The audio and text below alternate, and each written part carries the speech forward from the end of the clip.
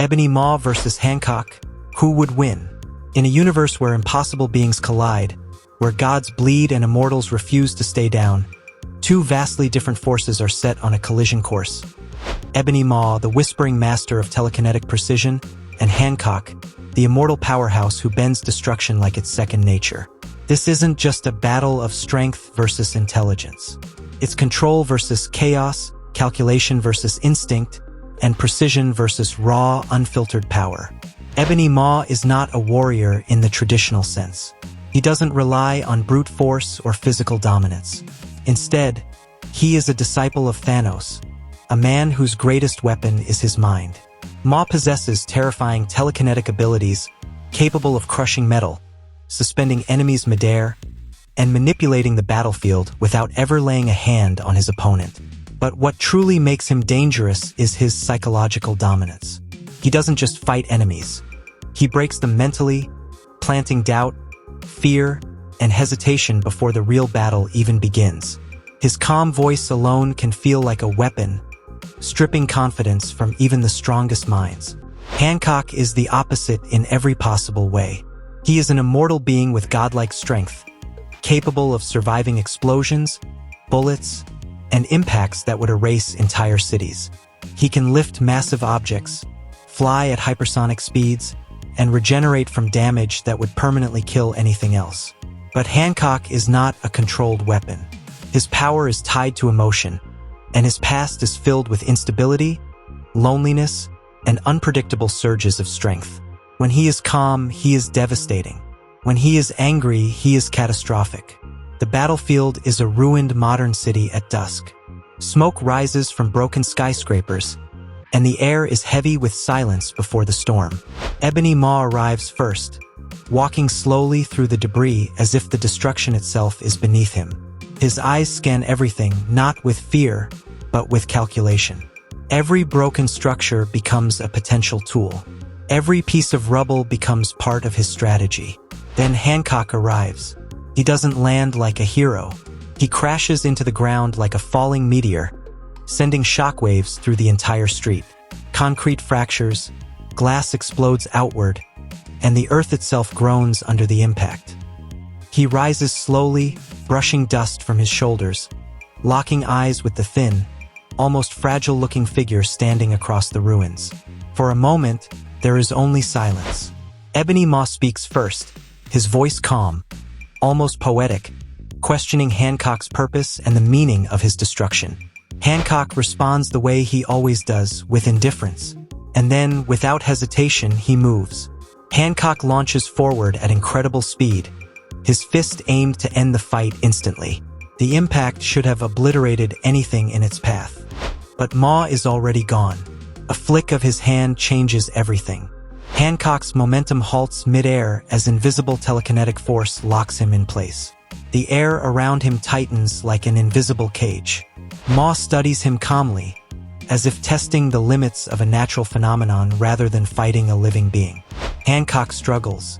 The pressure increases. The space around him compresses with terrifying precision, threatening to crush even his immortal frame. Buildings nearby begin to tremble as Maw applies more force, treating Hancock like a problem to be solved rather than an enemy to fear. But Hancock refuses to break. With a roar, he forces his arms outward. The telekinetic grip fractures, then shatters. A shockwave erupts outward, sending Maw skidding across the street for the first time. Now the tone shifts. Maw is no longer simply observing, he is adapting. He lifts chunks of the environment into the air, hurling debris like guided missiles. Entire sections of the ruined city become weapons under his control. Hancock pushes forward through it all, absorbing impacts that would destroy armored vehicles, healing almost instantly as his body refuses to stay broken. Maw escalates further. He begins targeting perception itself. Sound distorts. Space feels unstable. Illusions ripple through Hancock's senses. False buildings collapsing, phantom attacks striking from every direction, disorienting echoes of destruction that aren't real. For a brief moment, Hancock slows. His instincts hesitate. The battlefield feels wrong, unstable, unreal. This is Maw's domain, the mind. And in that hesitation, Maw strikes with precision, launching a concentrated telekinetic force directly into Hancock's core.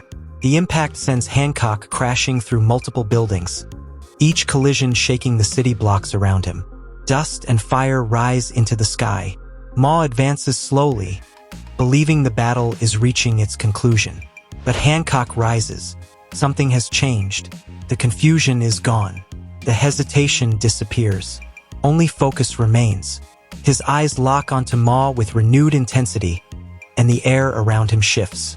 Hancock lifts off. This time, it's not a reckless charge. It's controlled acceleration. He breaks the sound barrier repeatedly, ascending into the sky before diving back down like a falling comet. Maw raises layered telekinetic barriers, reinforcing the air itself with invisible force fields. Hancock breaks through them one by one. Each barrier shatters under raw, unstoppable momentum. The final impact is devastating. Hancock slams into Maw with overwhelming force, driving him deep into the ground and cracking the foundation of the entire battlefield. The shockwave levels surrounding structures in seconds. For the first time, Ebony Maw is physically overwhelmed. But even then, he refuses to yield. From beneath the rubble, Maw raises his hand, compressing the space around Hancock into a collapsing telekinetic field. Gravity itself feels inverted as the battlefield begins to fold inward.